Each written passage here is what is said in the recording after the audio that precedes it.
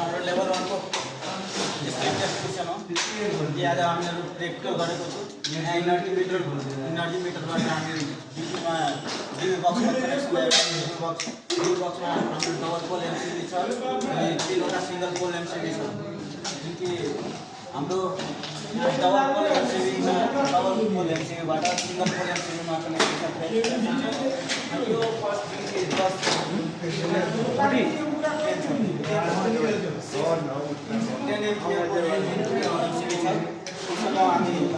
यहाँ power supply connection गरेको छु यो 16 एम्पियर छ त्यसबाट हामी क्लोज स्विच कनेक्सन गरेको छु अनि 6 एम्पियर बाट हामी स्विच कनेक्सन गरेको छु बल्बहरुको स्विच कनेक्सन गरेको छु भनेपछि तपाईको यो 6 ने बाहिर बत्ती निक्न पर्यो 6 ले बत्ती निक्छ अनि 16 ले हाम्रो डोल स्विच काम गर्छ अनि यो चाहिँ कस्तो स्विच हो यहाँबाट नि बाल्ने रहेछ यहाँबाट नि बाल्ने रहेछ यो टु वे स्विच हो टु वे स्विच चाहिँ एउटा जुन कि बढी मात्रामा भड्यामा प्रयोग हुन्छ किनभने अब तलबाट बालेर गयो भने माथिबाट निभाउन सकिन्छ यो टु वे स्विच राम्रो अनि यो हाम्रो फ्यानको हामी यहाँ कनेक्सन गरेको यो चाहिँ हाम्रो फ्यानको लागि कनेक्सन गर्छु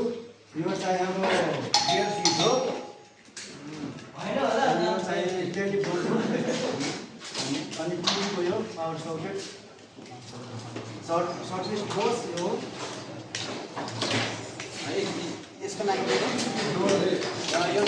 यो काम प्रयोग गर्ने यो चाहिँ भनेपछि तपाईहरुले फ्यान नजरिकन बल्ब जोड्यो भन्छ अब तपाईँ फ्यान पनि चलाउँछ घरमा केही समस्या छ छैन केही समस्या छैन अनि